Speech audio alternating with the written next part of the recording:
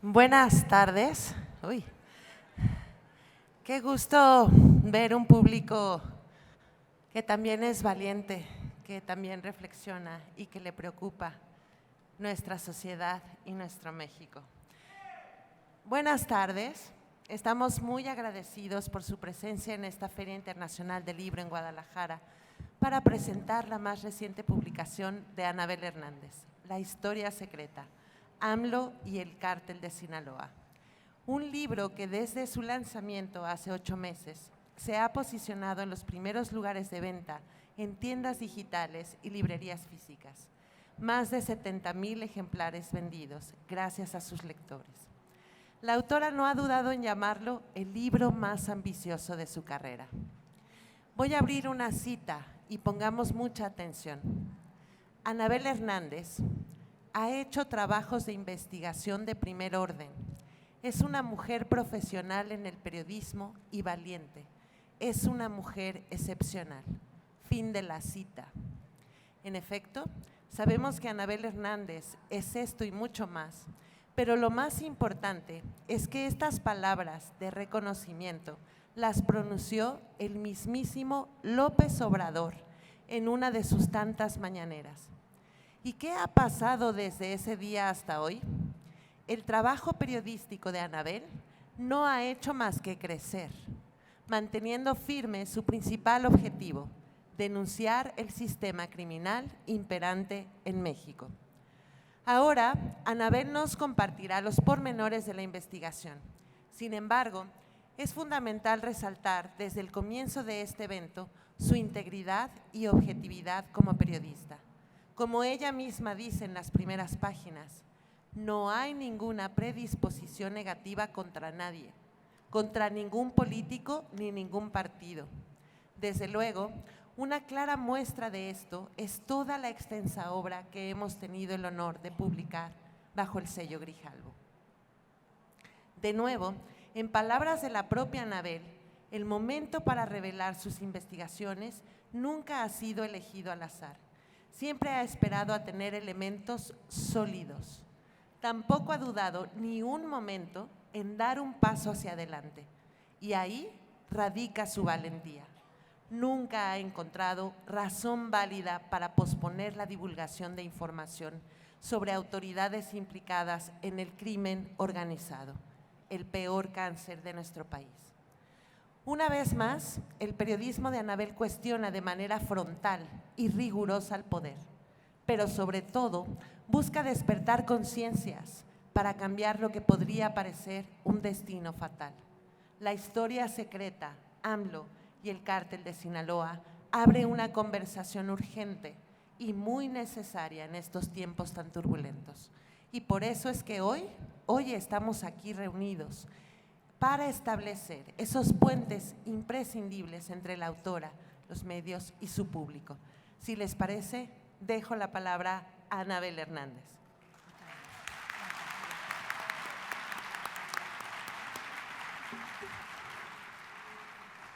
Bueno, pues la verdad es que estar siempre aquí en la FIL es muy emocionante.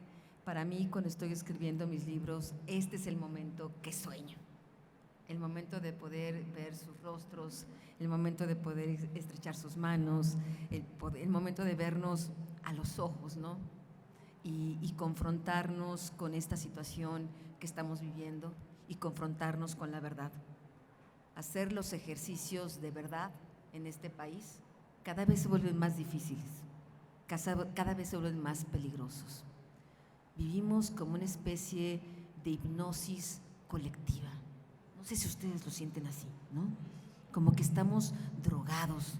Los medios de comunicación manipulados por el gobierno nos droga, nos miente. Las conferencias mañaneras son un manantial de mentiras, de falsedades, de manipulación. El trabajo de los periodistas de investigación en México y en el mundo es justamente contrarrestar a ese poder que nos quiere como zombies, que nos quiere hipnotizados, que nos quiere esclavos. Entre menos sepas, mejor. Quédate callado, cierra con 20 llaves tu puerta, que no te importe el dolor de los demás, que no te importe nada. Mientras tú estés bien, todo lo demás puede destruirse el día de mañana. Esa es la maldición en la que estamos viviendo. Por desgracia, esa es la maldición de las nuevas generaciones. ¿Cómo le explicamos a los jóvenes que tengan 24 años y los que tengan menos, los que han nacido en este siglo, que las cosas no siempre fueron así? No es que hayamos vivido nunca en un paraíso, no nos vamos a hacer aquí tontos, pero las cosas no eran así. Había alguna posibilidad. ¿Y saben dónde estaba esa posibilidad principal?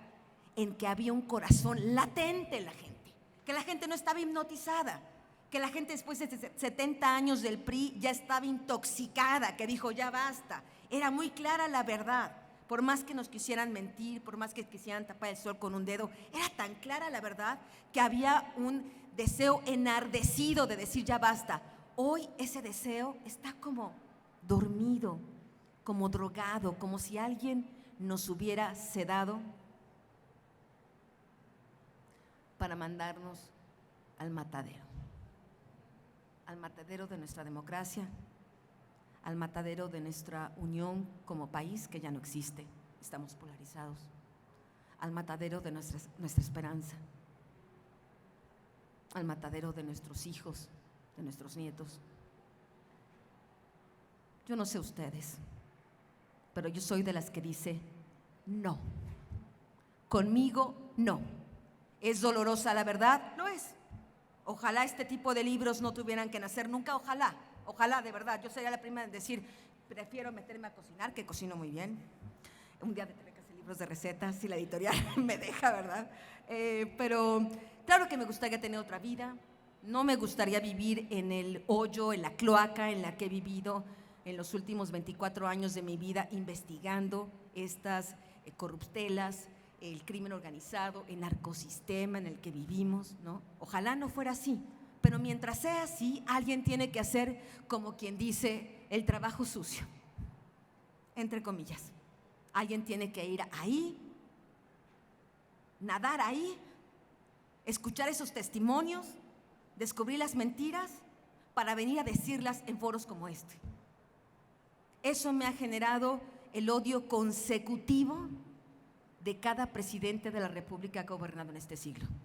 La primera presentación en la FIL fue un libro que se llamaba La familia presidencial, que revelaba las corruptelas de Vicente Fox y su esposa Marta Sagún. Y así vino el libro de los cómplices del presidente, vino el libro de los señores del narco, vino el libro de La verdadera noche de Iguala, vinieron muchos otros libros, hasta llegar aquí. Cuestionar al poder presidencial es fundamental. Mientras vivamos en esta república retrógrada presidencial, no hay de otra. De verdad, deberíamos de estar pensando que es la muerte, es el momento de enterrar al poder presidencial y estar buscando otros modelos de desarrollo democrático y político en este país. El sistema presidencial, no solo en México, en el mundo, está fallando, no funciona más. Es demasiado poder para un solo hombre o para una sola mujer. En México, ¿qué ha hecho ese poder presidencial en lo que va de este siglo? Para no irnos muy lejos y llegar al punto de lo que estamos aquí. Lo que ha hecho ese poder presidencial es entregarse al crimen organizado. Lo que ha hecho ese poder presidencial es vendernos como reces a criminales como el Chapo Guzmán, como Ismael El Mayo Zambada, como Arturo Beltrán Leiva, como el Cártel Jalisco Nueva Generación, que aquí conocen bastante bien esta lacra que significa, etcétera, etcétera. Y es el momento de poder desmenuzar, hacer una especie de autopsia de este poder presidencial, partirlo en dos y mostrarlo con toda la crudeza que es. Y si bien es cierto descubrir las corruptelas de Vicente Fox, de Calderón, de Peña Nieto, pues siempre fue algo difícil, ¿no? Encontrar las pruebas, encontrar los testigos. Pero yo lo confieso abiertamente, no tengo miedo de decirlo, no me da vergüenza decirlo. Encontrar lo que encontré sobre Andrés Manuel López Obrador es algo que no me esperaba. No sé ustedes, yo honestamente no me lo esperaba. Todo nació y comenzamos con el PowerPoint en la primera hoja. Todo nació en el 2019, cuando escribiendo el libro El Traidor, el diario secreto del Hijo del Mayo, que también venimos a presentar aquí en su momento, investigando los contratos que tenían los gobiernos federales con las empresas del Mayo Zambada, pues yo hice una solicitud a través de la ley de transparencia y me esperaba que efectivamente pues Calderón, Peña Nieto iban a tener contratos con empresas del Mayo Zambada. ¿Cuál fue mi sorpresa? Que también tenía contratos el gobierno de la Cuarta Transformación, de los que habían dicho que adiós a la mafia del poder, que fuera la corrupción, que fuera los pactos secretos, etcétera, etcétera. Yo me pregunté, ¿esto significa algo? Venía entonces esta política de abrazos y no balazos, que esto no sonaba bien, ya olía un poco mal, ¿no? Algo se estaba pudriendo ahí, algo o había nacido podrido, ¿no? Y de pronto esta pestilencia suavemente empezaba a llegar a las narices y decía uno, aquí no están las cosas bien. Después liberan a Ovidio en el 2019, después va el presidente Andrés Manuel López Obrador a legitimar al crimen organizado para saludar a la mamá del Chapo Guzmán, que para aquí la gente lo normaliza de una manera, no sé qué es más escandaloso, debo decir.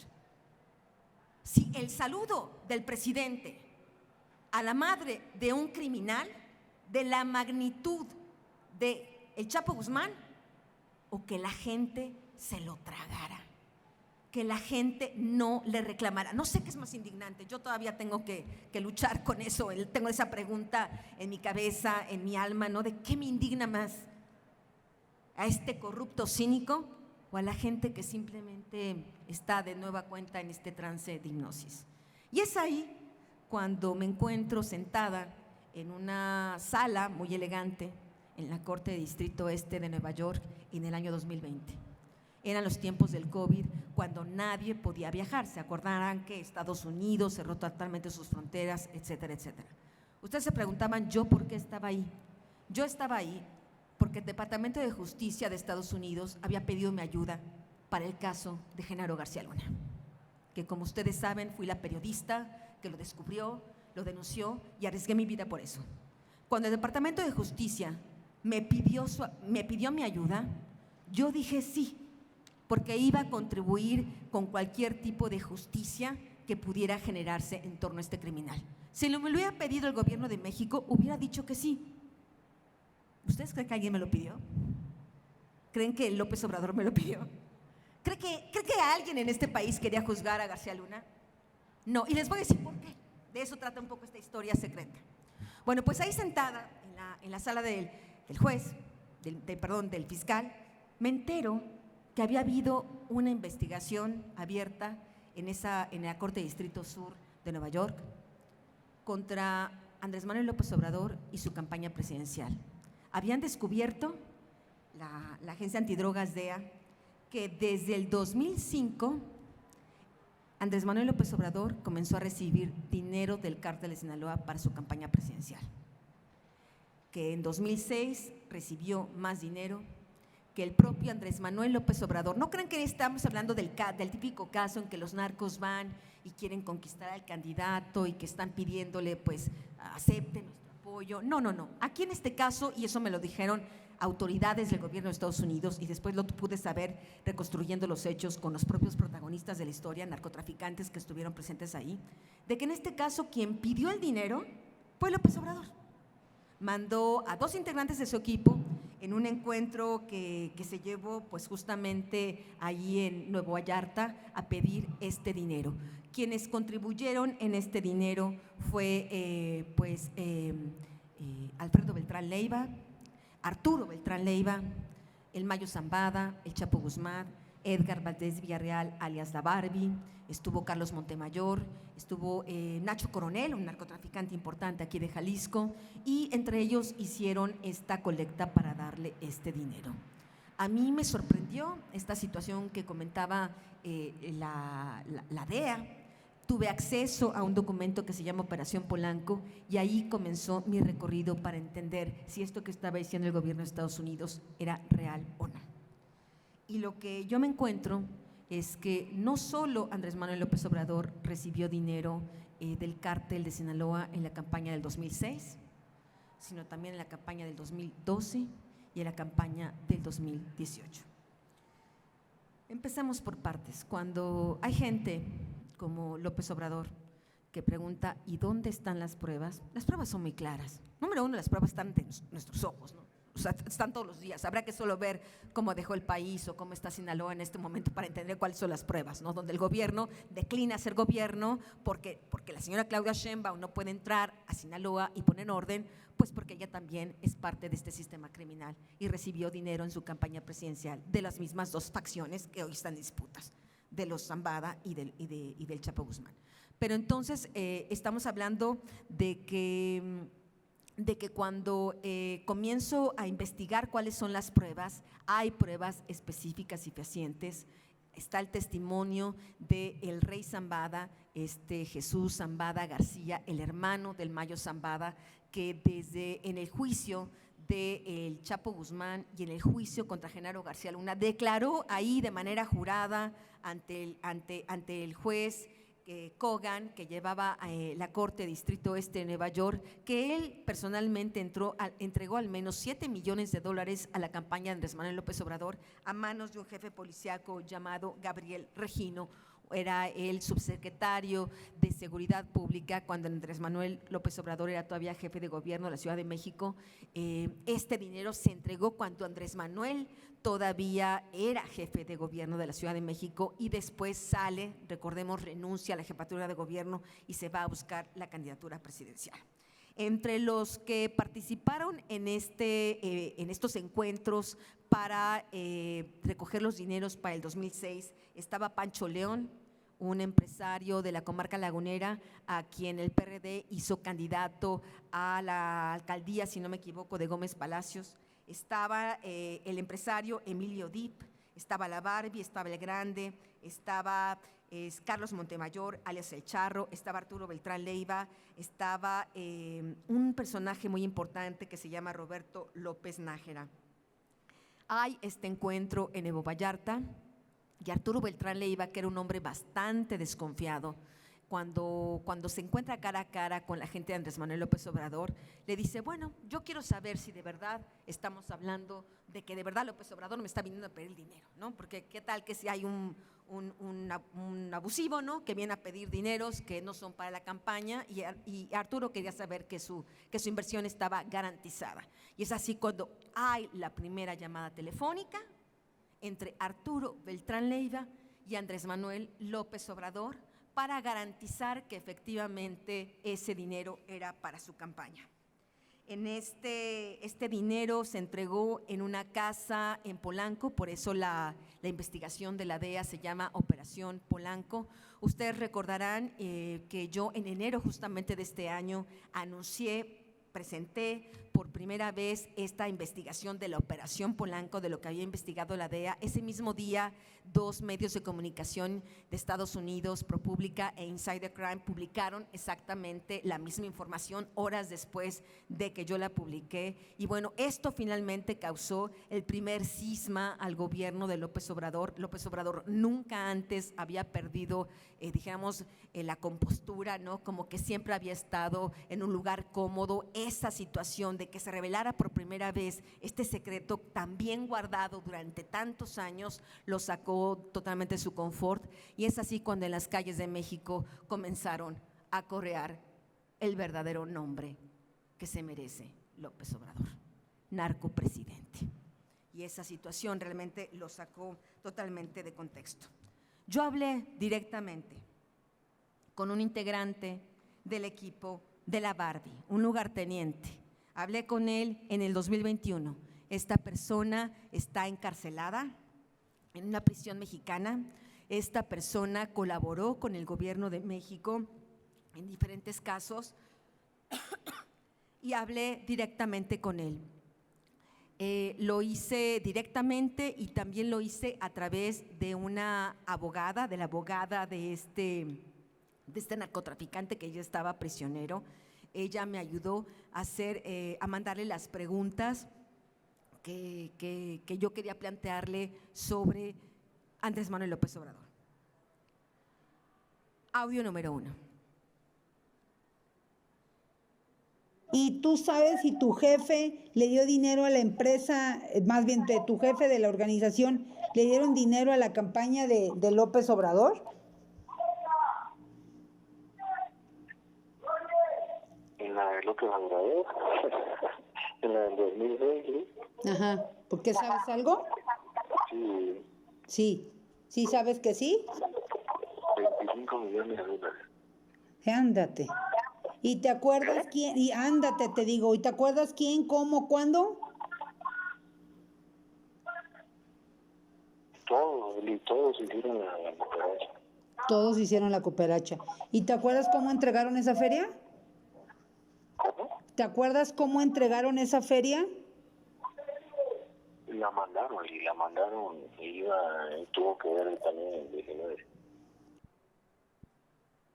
El 19 es justamente Roberto López Nájera, que es uno de las personas que la DEA también entrevistó para comprobar que efectivamente había llegado ese dinero. Lo que estoy tratando de explicarles es que independientemente de la investigación que hice la DEA, yo hice mi propia investigación para corroborar que efectivamente esos hechos habían ocurrido. Lo que comentó después este testigo es que en el día de la elección de julio de 2006, la Barbie y Arturo Beltrán Leiva hicieron una especie de war room, ¿no?, de cuarto de guerra, y estuvieron monitoreando los resultados electorales y pues estaban muy contentos, estaban celebrando porque estaban seguros que Andrés Manuel López Obrador iba a ganar. ¿Qué les había prometido Andrés Manuel López Obrador en el 2006 a estos narcotraficantes? Les había prometido impunidad, les había prometido dejar en paz sus negocios criminales, que ellos hicieran lo que quisieran, y lo único que les había pedido era en realidad tratar de disminuir la violencia en México. Antes de las elecciones hubo un episodio en la comarca lagunera, fue en junio de 2006, donde Andrés Manuel López Obrador se reunió directamente con Sergio Barragán Villarreal, alias El Grande, quien por órdenes de Arturo Beltrán Leiva le entregó al menos $500,000 a AMLO en un hotel de paso. ¿Esto por qué era importante? Porque la investigación de la solo había llegado a concluir de que efectivamente había llegado ese dinero del cártel a la campaña de López Obrador a través de Nicolás Mollinedo, que en ese momento era el hombre de mayor confianza de López Obrador, y a través de otra de las personas, Mauricio Soto Caballero, que era el encargado también de logística de la campaña de López Obrador. Lo que la DEA no había podido concretar es si realmente López Obrador conocía de este financiamiento. Yo pude tener la declaración directa, los documentos, el testimonio de la declaración directa que rindió Sergio Barragán Villarreal desde 2010 en la PGR. El gobierno de México, el gobierno de Felipe Calderón, para sorpresa al menos mía y imagino suya, sí supo del financiamiento ilegal, sí supo que López Obrador recibió dinero del crimen organizado, sí supo que estuvo en ese hotel de paso para recibir los $500,000. Yo hablé directamente como parte de esta investigación con uno de los principales funcionarios de la PGR durante el sexenio de López Obrador, cara a cara, en un hotel, el presidente, ahí en Santa Fe, en la Ciudad de México. Y le pregunté, ¿usted sabía del financiamiento del crimen organizado, la campaña de López Obrador? Sí. ¿Cómo lo supo? Y esta persona me confirmó, lo dijo Sergio Barragán Villarreal, y estaban 2 integrantes de la DEA en esa misma oficina escuchando la confesión.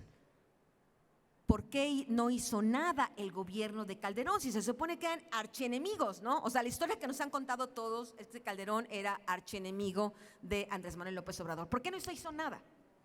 Y lo que me respondió es porque ese mismo día, en esa misma declaración, Sergio Barragán Villarreal declaró que también le había dado dinero a Genaro García Luna. Calderón lo que decidió sabía que si explotaba el escándalo de López Obrador, iba a explotar el escándalo de Genaro García Luna, y como que prefirió dejar como cerrada la caja de Pandora, decir, mejor aquí todos nos hacemos tontos, no existió ni una cosa ni existió la otra y basta. ¿Qué es lo que sucede? Cuando Sergio Barragán Villarreal es extraditado a Estados Unidos en 2012, él vuelve a repetir estas afirmaciones. Yo pude ver un documento judicial donde viene los funcionarios públicos de los que habló Sergio Barragán Villarreal. Y ahí viene el nombre de Andrés Manuel López Obrador. Es decir, el gobierno de Estados Unidos también lo sabe. La DEA decidió parar su investigación sobre López Obrador porque ya López Obrador en el 2011 quería volver a buscar la presidencia de la República, y la DEA consideró que no quería que continuara con la investigación para que no se le acusara de intervenir en la vida política de México. Lo que ocurrió, pues un grave error, como después veremos en lo que nos dice, lo que nos habla la historia, ¿no?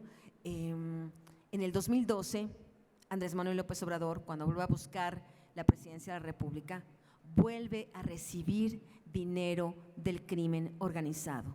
Y en esa ocasión, ¿saben quién apostó por este señor? Los chapitos. Iván, Alfredo, Joaquín y Ovidio Guzmán, hijos del Chapo Guzmán. Incluso su padre no estaba muy convencido de eso, y sin embargo los chapitos decidieron hacerlo. Lo supe de primera mano de un miembro del cártel de Sinaloa, que hoy es uno de los principales testigos colaboradores del gobierno de Estados Unidos, que es Dámaso López Serrano, alias el Minilic. Él se entregó a la justicia de Estados Unidos, purgó su condena, y hoy es un testigo clave contra los chapitos. Y diría yo que hoy el Minilic es un testigo clave de cómo ha evolucionado el interior del cártel de Sinaloa.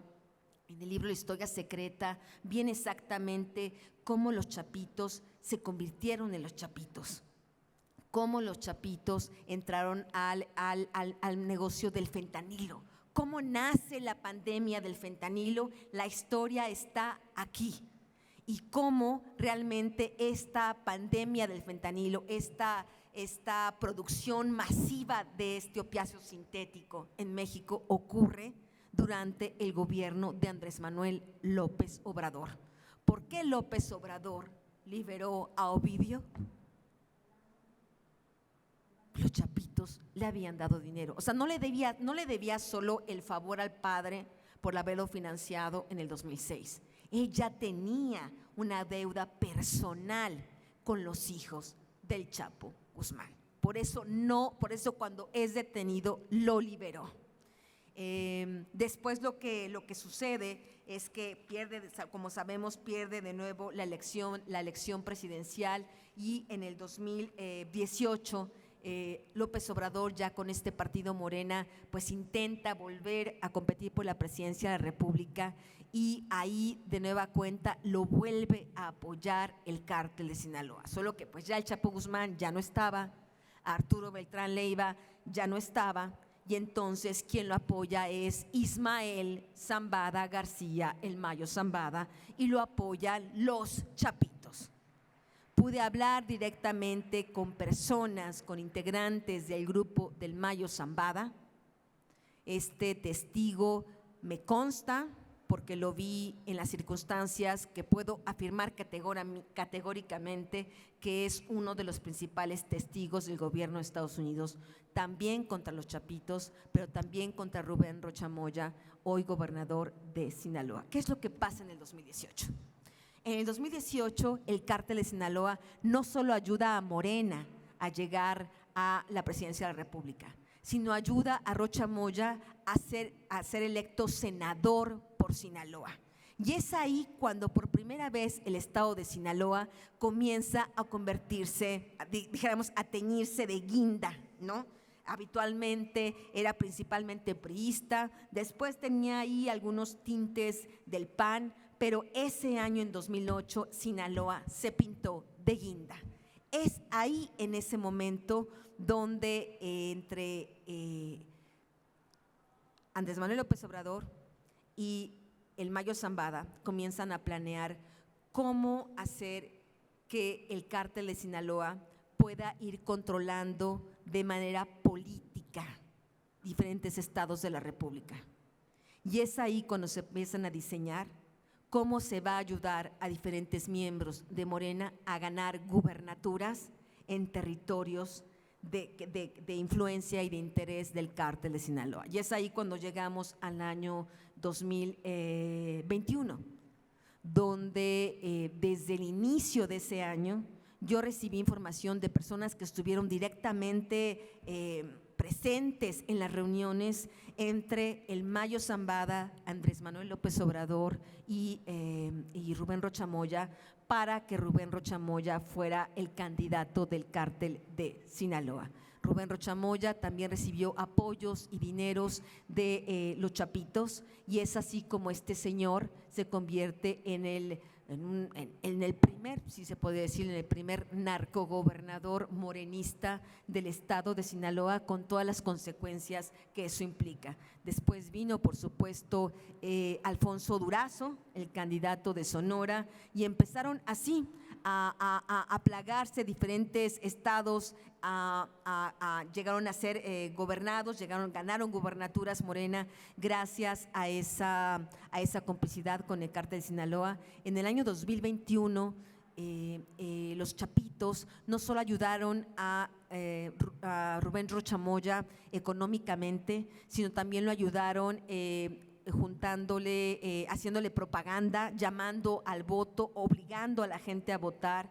Y ese día de las elecciones hubo un operativo deteniendo a personas de la oposición, secuestrando a militantes de la oposición para presionar a que fuera Morena el que ganara la elección de gobernador y varias de las alcaldías. El cártel de Sinaloa, a cambio, por supuesto, lo que hizo es poner a varios de sus lugartenientes, a varios de los políticos más cercanos a ellos en diferentes presidencias municipales. Y está el caso, por ejemplo, de Ana Karen Val Medina, que se convirtió en el 2021 en la primera mujer presidenta municipal del municipio de Elota. Cuando López Obrador, cuando la gente pregunta ¿y dónde están las pruebas?, pues ahí las están viendo ustedes. La señora Ana Karen Val Medina, de cachetito con López Obrador, muy cercana a Claudia Sheinbaum. Ana Karen Val Medina era la embajadora del cártel de Sinaloa, era la esposa de René Bastidas, alias el 00, uno de los principales lugartenientes del Mayo Zambada. El 00 pagó al menos $10 millones para que su esposa fuera presidenta municipal de Elota, y después era recibida, así como si fuera de verdad la primera dama del cártel de Sinaloa, en Palacio Nacional, y era recibida en los principales eventos de Morena, y era recibida por la propia Claudia Sheinbaum. Cuando la gente se pregunta ¿y dónde están las pruebas?, pues ahí están los eventos públicos. El tema es no perder la capacidad de asombro.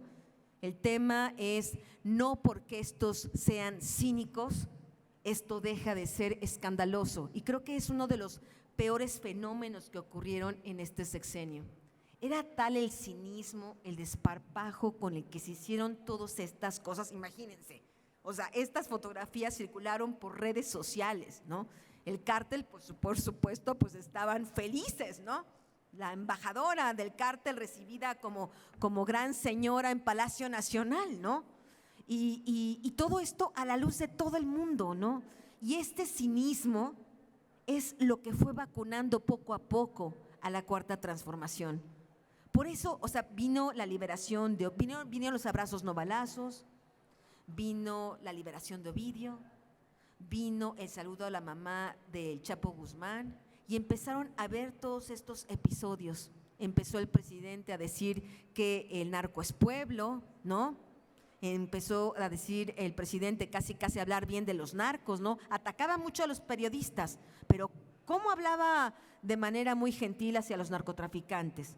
¿Por qué? Yo no sé si nadie aquí se preguntaba a lo largo de todos esos años, ¿por qué el presidente actúa de esta manera? ¿Está loco? ¿Es muy bueno? ¿Es muy tonto? No, él estaba comprado por el cártel de Sinaloa. López Obrador fue el caballo de Troya del crimen organizado. Todo aquello que cínica e impunemente no pudieron hacer los presidentes del PRI, que no pudieron hacer ni Vicente Fox, ni Felipe Calderón con este desparpajo, ni Enrique Peña Nieto, lo logró hacer esta persona, legitimar, dar legitimación al crimen organizado. Permitir que ellos sean considerados, imaginemos, ciudadanos como cualquiera de nosotros, hacer apología del delito, comenzar a envenenarnos con la narcocultura y con la narcopropaganda. El principal propagandista del crimen organizado del 2018 al 30 de septiembre pasado no fue Peso Pluma, que también lo es, no fueron los narcocorridos, fue López Obrador el principal propagandista del crimen organizado. Y se fue como si nada a su casa. ¿Y a nosotros qué nos corresponde hacer? Cuando ocurrió la elección de Claudia Sheinbaum por la presidencia de la República, en ese momento, que estamos hablando ya de finales del año pasado, yo en mis investigaciones que estaba realizando, entrevistando a diferentes, pues sí, miembros del crimen organizado, la gran mayoría colaboradores hoy del gobierno de Estados Unidos. O sea, lo interesante de todo esto es que esto que contiene el libro de la historia secreta es información que el gobierno de Estados Unidos está ya procesando en diferentes expedientes judiciales, que no les quepa la menor duda. Y cuando estaba entrevistando a estos testigos colaboradores ex narcotraficantes, yo les pregunté ingenuamente, bueno, ¿y la señora Claudia Sheinbaum qué papel juega en todo esto, no? ¿Lo sabe, no lo sabe? ¿Alguien la está ayudando, están colaborando, no está colaborando? Y me dijeron, o sea, uno de verdad se rió en mi cara, ¿no? Como diciendo, ay señora, usted no ha entendido nada, ¿no? Me dijo, no, pues incluso el cártel piensa que con Claudia les va a ir mejor. Estaba convencidos muchos integrantes del cártel que con Claudia les iba a ir mejor. A través de personas importantes, muy cercanas a el Mayo Zambada, se le hizo llegar dinero a la campaña presidencial de Claudia Sheinbaum y ella misma hizo, dijéramos, su propia colecta de dinero cuando fue jefa de gobierno de la Ciudad de México, y esto viene en el último capítulo que se llama La Heredera. Cuando ella fue jefa de gobierno de la Ciudad de México, hizo acuerdos también con la gente del Mayo Zambada. Hay un sujeto muy importante llamado José Ángel Rivera Zazueta, el enviado, dijéramos, del cártel de Sinaloa del Mayo Zambada a controlar el tráfico de estupefacientes en el Aeropuerto Internacional de la Ciudad de México. Tiene muchas bodegas de droga en México, incluyendo bodegas con fentanilo. El fentanilo se distribuye en México. Hay gente que está muriendo en las ciudades fronterizas dentro de México por el fentanilo. Hay una orden directa de los gobiernos morenistas para que de las autopsias que se hacen a las personas que están muriendo a causa de fentanilo, se omita decir que es por sobredosis o que hay en sus cuerpos este opiáceo sintético. La Sedena, la Marina, cuando han llegado miembros del gobierno de Estados Unidos a capacitarlos para darles estos medicamentos que se supone se utilizan mucho en Filadelfia, llamada Zombilán, que es así como abre el libro, que se utilizan para emergencia, que la gente pueda revivir, que no pierda la vida en la sobredosis del fentanilo. La Sedena y la Marina han rechazado recibir estos medicamentos. Dicen que no pueden distribuirlos, que no los van a distribuir, porque distribuirlos significaría reconocer que efectivamente en México hay ese problema de fentanilo. Pero se dan cuenta de lo que estamos hablando. Esta gente prefiere que ciudadanos mexicanos se mueran antes de ellos reconocer que aquí en México no solo se produce, sino se consume el fentanilo. Hay estudios de la UNAM donde está probado que en un concierto en la Ciudad de México, si no me equivoco, en el 2021, se puso una especie de laboratorio de esta universidad de la UNAM para decir a los jóvenes que si querían hacer test de sus drogas, pues ellos mismos podían hacer el test para comprobar si en la droga había fentanilo.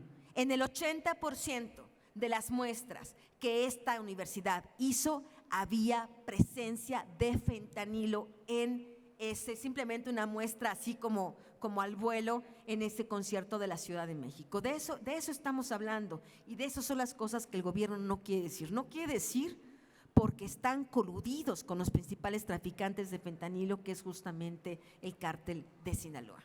Cuando llega Claudia Sheinbaum al poder, llega de la mano de, yo creo que será en los próximos años tal vez el rostro más claro de la corrupción del gobierno de Claudia Sheinbaum, que es el señor Omar García Harfuch, ¿no? El que nos lo quieren vender como si fuera Batman, cuando los propios narcos dicen que es más bien como el Guasón, o que ni como el Guasón, porque más bien se disfraza de bueno para ser más malo que el Guasón, ¿no? Un sujeto que tomó sobornos de los chapitos, un sujeto que es parte de la manada de narcopolicías de Genaro García Luna, es un pupilo, un cachorro de Luis Cárdenas Palomino, y uno de los policías coacusados con García Luna en Nueva York. Es un tipo que justamente su hermano fue acribillado aquí en Jalisco, Javier García Morales, el hijo de Javier García Paniagua, también un policía corrupto, un policía que recibía dinero del narco, del padre de García Harfuch, y García Harfuch pues siguiendo muy fielmente los pasos de su propio padre. Y García Harfuch en sus exámenes de control de confianza pues reconoció directamente que él había recibido, que él tenía contacto con el crimen organizado, y que su familia, su hermano Javier García Morales, había estado involucrado con el crimen organizado. Estamos hablando, pero además estamos hablando que eso está documentado, hay papeles, están las firmas de García Harfuch en esto, y la señora todavía tiene la cara dura, el cinismo de ponerlo como secretario de Seguridad Pública. Acaba de decir apenas el lunes que por suerte ya tranquilizó a Donald Trump, le dijo que en realidad los carteles están bajo control, ¿no? Que ella tiene un grandísimo equipo de seguridad y que el líder de ese equipo de seguridad es García Harfuch, ¿no?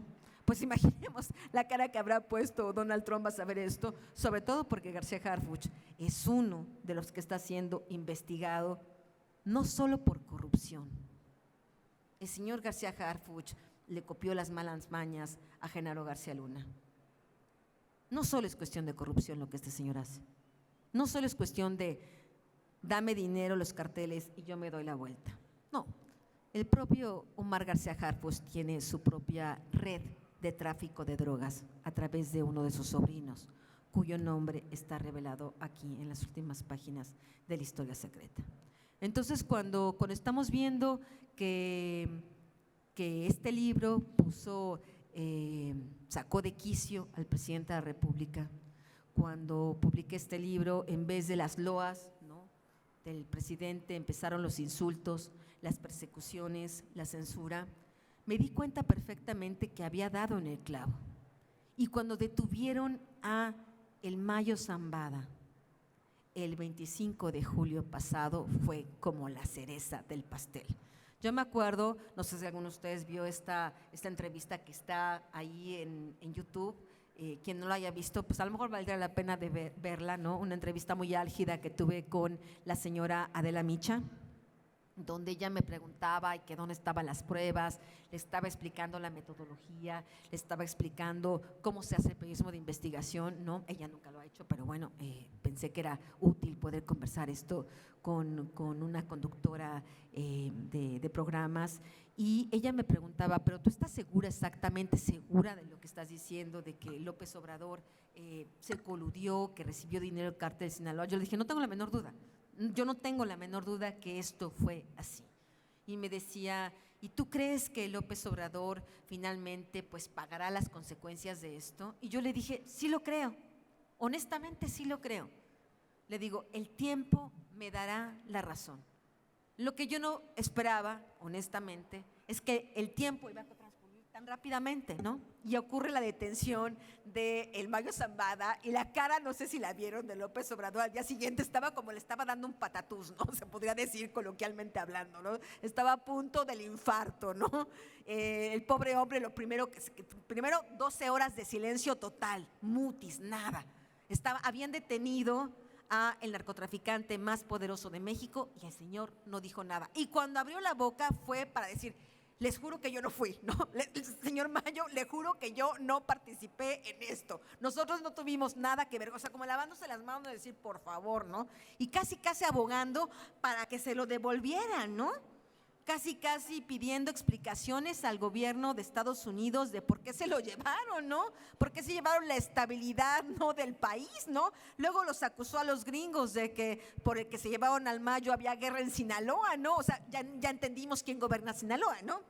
Se llevaron al rey de Sinaloa, se llevaron al gobernador de Sinaloa, y entonces es por eso que después se queda hay esta inestabilidad en Sinaloa, ¿no? Entonces, yo lo que les puedo decir es que este libro fue un libro muy difícil de realizar. En todo momento me cuestionaba si iba por la ruta correcta. Soy una persona que duda todo el tiempo de todo. Soy una persona que me cuestiono todo el tiempo si esto que parece agua es agua, ¿no? O qué cosa es, ¿no? Y entonces hay que abrirla y probarla y saber si eso no es, para entonces escribir, sí, era agua, no solo una botella que parecía con agua, eso que tenía en su interior era agua. Eso es lo que pueden encontrar en el libro La Historia Secreta.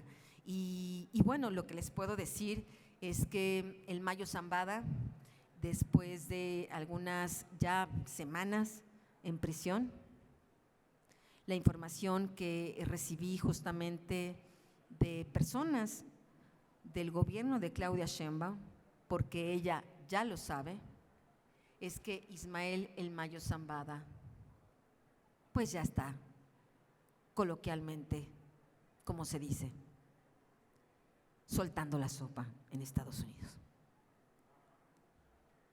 Ya van decenas de páginas que ha declarado sobre su relación con Andrés Manuel López Obrador, con Morena y sus reuniones que tuvo directamente con el hoy expresidente de la República. ¿Qué va a hacer el gobierno de Estados Unidos con esas declaraciones? No lo sé. Para procesar a García Luna se tomaron mucho tiempo. Yo revelé en el libro Los Señores del Narco que García Luna estaba involucrado con el cártel de Sinaloa con la misma metodología y de la misma forma que hoy estoy revelando esto. De hecho, curiosamente, dos de los principales testigos en contra de García Luna, que le entregaron dinero a García Luna, son los dos principales testigos que afirman haberle dado dinero a Andrés Manuel López Obrador. O sea, mientras Andrés Manuel López Obrador nos hizo creer que Genaro García Luna era su súper archienemigo, no nos dijo todas las conferencias que ese narcopolicía y que esos corruptos y todo eso. Bueno, en realidad eran del mismo equipo, eran del mismo bando, recibían dinero al mismo tiempo, en el mismo periodo de años por parte de los mismos narcotraficantes. ¿Por qué López Obrador, durante todo su mandato, nunca presentó cargos contra García Luna por narcotráfico? Nunca presentó cargos contra Felipe Calderón por narcotráfico. Nunca presentó cargos contra ningún funcionario corrompido con el narcotráfico por narcotráfico. ¿Por qué? Porque él era parte de ese sistema. Por eso les estoy diciendo que si algo es López Obrador, si algo lo podría definir, si lo pudiéramos decir, ¿qué es López Obrador? ¿Qué significa para este país? Yo lo que les diría es que es el caballo de Troya del crimen organizado. Estábamos viendo acá a Genaro García Luna y a Felipe Calderón y a Enrique Peña Nieto para que no viéramos acá cómo este caballo de Troya pues, se nos metía por la puerta de la cocina, ¿no? El problema es que este caballo de Troya, Andrés Manuel López Obrador, no se ha ido en realidad al poder. El problema es que sigue ahí y que el partido Morena es este mega caballo de Troya y que la gran mayoría de los gobernadores que hoy tiene Morena en diferentes estados de la República es gente que le debe la candidatura a el cártel de Sinaloa. Y uno de ellos es justamente el gobernador de Chiapas, que acaba de tomar posesión, donde hay testimonios directos de que él estuvo negociando con la gente del Mayo para que tomaran control de algunas zonas de Chiapas, pues cuando él era un ilustre político de ese estado. De eso estamos hablando. ¿Qué va a hacer el gobierno de Estados Unidos con estas declaraciones? Estábamos en eso. No lo sé. Decíamos que con lo de García Luna se tardaron mucho tiempo, pues se tardaron 9 años, ¿no? Yo publiqué esto en 2010, ellos lo detuvieron en 2019. ¿Qué hará Donald Trump con estas declaraciones sobre Andrés Manuel López Obrador? ¿Las van a procesar y se hará justicia? ¿O las utilizará como una espada de Damocles, ¿no? Como una especie de mecanismo de extorsión para Claudia Sheinbaum, para que esta mujer se arrodille a nuestro país, ¿no? Y termina haciendo lo que quieran? No sé, es una pregunta que hacerse. Pero más allá de lo que hará Trump o no hará Trump, la gran pregunta es, ¿qué vamos a hacer nosotros con ese narcosistema? ¿Cuál es la parte que nos toca? Yo creo que es momento, después de toda esta explicación, de preguntarnos qué parte de todo esto, en qué pequeña parte de todo esto cada uno de nosotros es responsable. ¿En qué parte de nuestro cinismo? ¿En qué parte de nuestro desamor a México o al prójimo? ¿En qué parte de nuestra indiferencia? ¿En qué parte de nuestra crueldad? ¿En qué parte del pequeño, tal vez, Andrés Manuel López Obrador que vive dentro de nosotros? Porque al final de cuentas, este tipo de sujetos, este tipo de políticos despreciables, llegan ahí porque los votamos los mexicanos, llegan ahí porque la gente va a las urnas y votó. Entonces creo que hay una gran complicidad en diferentes sentidos de todos nosotros de lo que está pasando en México. Estas investigaciones para mí, y espero, sean una provocación para terminar con esto, para terminar con la indiferencia, para que ese pequeño tirano que está en cada uno de nosotros se convierta en un ser proactivo para que este narcosistema muera. Tiene que morir. Gracias.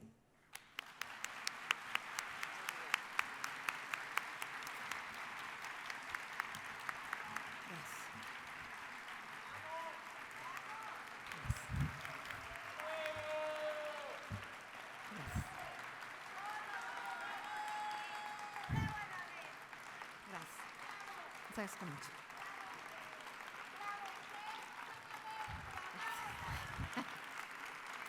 Gracias. Muchas gracias. Gracias. Gracias. Muchas gracias. Gracias. Gracias. Muchísimas gracias. Gracias de verdad. Gracias. Gracias.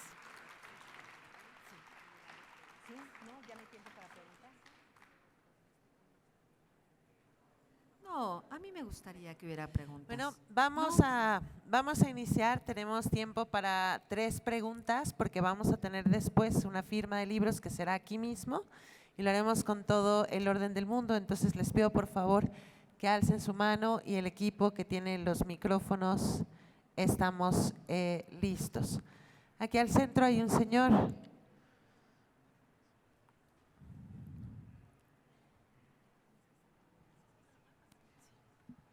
Solo les quiero pedir, y gracias Anabel, por el tiempo que tenemos les pido por favor que sean preguntas para poder respetar el tiempo que tenemos asignado para la firma y después para los siguientes eventos que tiene la feria. Adelante. Bien, gracias. Mi reconocimiento, admiración y respeto a Anabel, de manera muy particular.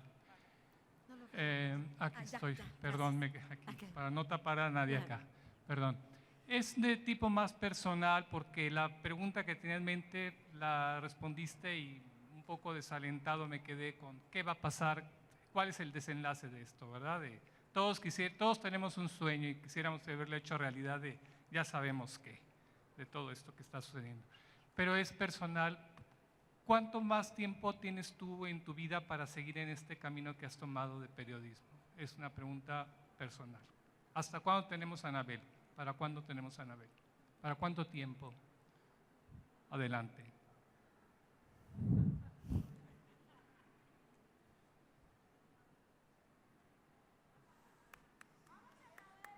Eso depende de ustedes. Depende de nosotros. Eso depende de ustedes. Totalmente eso depende de ustedes. Yo voy hasta donde ustedes vayan. Aquí estamos apoyándote siempre. Gracias, Anabel. Si pueden alzar la mano. Allá el señor que tiene el periódico en la mano, por favor.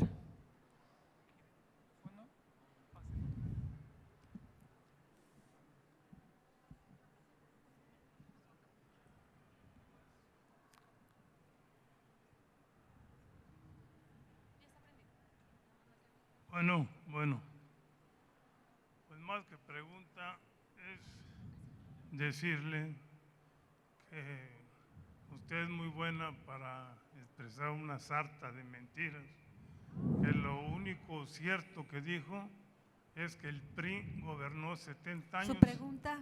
¿Cuál es su pregunta concreta? Y se equivocó nomás por un año porque fueron 71.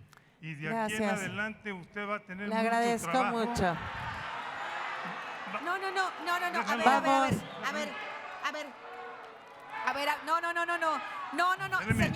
Señores. A ver, por favor.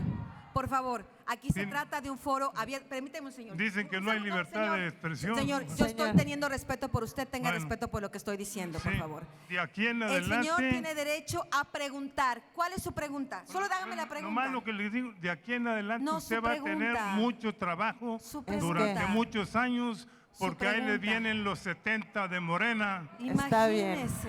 Ya. Bueno, no hubo pregunta. No No hubo hubo, pregunta, pues. exacto. Pero esto se trata de hacer preguntas. Algo que es muy importante aquí, Tal vez la tenemos gente no sabe preguntar, una pero libertad hay de que expresión abierta. No. Y se respeta, Yo no se hago respeta eso. Yo a no todos. hago eso. No, por favor, no. Yo no Les- hago eso. Les pedimos Por favor, muchísimo respeto. Anabel es sin duda la embajadora de la libertad de expresión. Todos aquí pueden expresarse, pero haciendo preguntas. Ella responderá de forma puntual.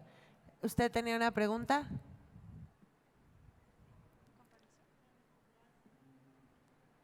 Primero que nada, mi admiración y respeto. Gracias. Cada semana es mi cita favorita todos los jueves. Y mi pregunta es, ¿qué Lo hice por el sentiste? podcast de Narcosistema. Lo Así hice es. por el podcast. Tenemos una sentiste? pequeña comunidad ahí. Así es. Esperada cada semana con ansias. ¿Qué sentiste cuando estabas ahí viendo la resolución de García Luna? Que me imagino que habrá sido satisfacción el ver el resultado de exponer tu vida ante tal situación. ¿Qué sentiste? Dios te bendiga, te cuida y te proteja siempre a ti y a tu familia. Muchas gracias. Amén. Muchas gracias por su pregunta. Gracias. Yo debo decir que ese día en particular a la prensa nos dejaron sentarnos en la silla del jurado. Entonces yo fui una de las periodistas que por casualidad, no fue una cosa predispuesta, fue una casualidad que me quedé justamente sentada en la silla del jurado cara a cara con Genaro García Luna. A este criminal casi se le va el aliento cuando me vio, ¿no? Estaba realmente muy turbado cuando me vio cara a cara, y más extrañamente en esta silla de jurado, ¿no? Yo no soy un jurado, yo soy una periodista que investiga y presenta las pruebas. El jurado son ustedes, y el jurado, pues, por supuesto, son los que imparten justicia formalmente en las diferentes instancias que existen en el mundo. Sentí que el trabajo estaba cumplido, pero me dio miedo pensar cuántos otros García Luna hay que meter a la cárcel. ¿Cuántos más faltan? Hay que ir tras cada uno de ellos. Yo no puedo hacer esto sola. Yo creo que se necesita una sociedad más proactiva, una sociedad que denuncie, una sociedad que no se conforme con esto. Así que lo que me di cuenta es, caray, y todos los que me faltan. Tenemos 2 preguntas más. Aquí hay una persona de color vino.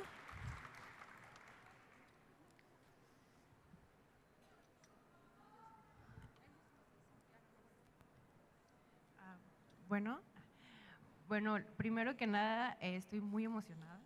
Gracias. Desde la semana pasada que anunciaste en Narcosistema que venías para acá, yo compré mi boleto. Yo vivo en Mérida. Vivo en Mérida, casi desterrada de Monterrey. Perdón, estoy muy emocionada de verte. Eres una persona que lucha por todos los mexicanos sin vivir aquí en México, desterrada, como tú siempre has dicho. Tú aquí tienes tu hogar, tu casa siempre. Y la pregunta es, ¿cómo se ha ido desenvolviendo todo el asunto en cuanto a política y los narcos, ¿no? Todo el narcosistema que tenemos? ¿Tú crees que para que esto pueda quebrarse, para que pueda separarse la política con los narcos, tú crees que ellos lleguen a un punto de quiebre donde digan, ya basta, yo ya no voy, así como el Mayo en algún momento dijo, ¿no? Yo estoy cansado de trabajar para los políticos? ¿Tú crees que vaya a haber algún quiebre desde los chapitos o desde el narco en donde digan, ya estamos cansados de ustedes, Morena? ¿O de plano es un sistema que ya está tan armado que va a ser muy difícil, ¿no? Como imaginarnos ni siquiera el desenlace, ¿no? Ahorita me duele Sinaloa muchísimo, y me duele más la indiferencia que hay en todos lados. Y pues esa es mi pregunta, ¿no? Yo creo que tu pregunta la respondió el caballero que por desgracia se fue, pero él muy sabiamente la respondió. ¿Por qué duró 70 años de gobierno el PRI? Por este pacto criminal. El PRI estuvo en ese pacto criminal. Ellos comenzaron el pacto criminal. Andrés Manuel López Obrador era parte del PRI cuando el PRI estaba en el pacto criminal. No es que haya salido ahí de un huevo virgen en las Amazonas, ¿verdad? No, el señor salió de ese partido putrefacto, pues porque desde ahí, por desgracia, donde hasta ahora han emanado prácticamente los principales políticos de este país. Ese es parte del cáncer, emana mucho de ahí. Mientras este sistema criminal siga generando dinero a los narcotraficantes, podrán ser los Chapitos, podrán ser los Juanitos, podrán ser los Gómez, los González, los que sean, mientras vean esta mina de oro en la corrupción que significa en México coludirse con el gobierno, porque no se trata solo de traficar drogas, no, esto ya es casi secundario. Aquí nos hablan de cómo los Chapitos explotan minas de manera ilegal, cómo explotan bosques, cómo se dedican al huachicoleo, cómo buscan contratos en el gobierno. ¿Por qué el Mayo Zambada buscaba contratos en el gobierno? ¿Necesitaba realmente ese dinero? No, para lavar el dinero. Porque si el gobierno le da contratos y él le mete dinero, ese dinero se lo están lavando y se lo están legitimando. Mientras esto exista, mientras partido Morena, se preste a esto, ahí lo dijo el Señor, ¿no? Casi, ¿qué será? Como adivino, ¿no? Nos leyó el futuro de México, el ilustre Señor, ¿no? Qué lástima que se fue, porque nos debería de explicar y cómo le hacemos, ¿verdad?, para que eso no pase. O sea, no es una broma. No es una broma. El cártel de Sinaloa, y viene aquí, a lo mejor de ahí se inspiró el Señor para sus comentarios. El cártel de Sinaloa dijo, está aquí escrito, cuando pensaban, nos va a ir mejor con Claudia. El partido Morena se va a quedar al menos 40 años. No lo dijo López Obrador, no lo dijo Claudia, no lo dijo Mario Delgado, no lo dijo el cártel de Sinaloa, porque son los criminales quienes deciden quiénes se quedan y quién se van. Mientras siga siendo para el crimen organizado útil Morena, sí, se pueden quedar 40 años y más. La pregunta que está de nuevo aquí planteada entre nosotros, ¿y nos vamos a quedar con los brazos cruzados como nos quedamos 70 años? No sé, yo no lo voy a hacer, no sé ustedes, yo no lo voy a hacer, no me voy a quedar con los brazos cruzados. Vamos con la última pregunta en la parte de atrás. Sí. Y después iniciamos la firma de libros. Hay una chica de blusa roja atrás parada. Sí, tú. Vamos con la pregunta, recuerden. Está de este lado, en la cámara, al lado del camarógrafo. La persona que… Mi pregunta… No. Bueno, adelante, señora. Adelante, señora. Gracias. Mi pregunta es muy sencilla. ¿Qué va a pasar con la revocación de mandato? Hay muchísima gente, como ese señor que se fue, muchísima gente allá afuera que va a votar en favor, pero muchos de nosotros, todos y 10 más acompañándonos, vamos a votar por la revocación de mandato. Y si esos otros que quieren que permanezca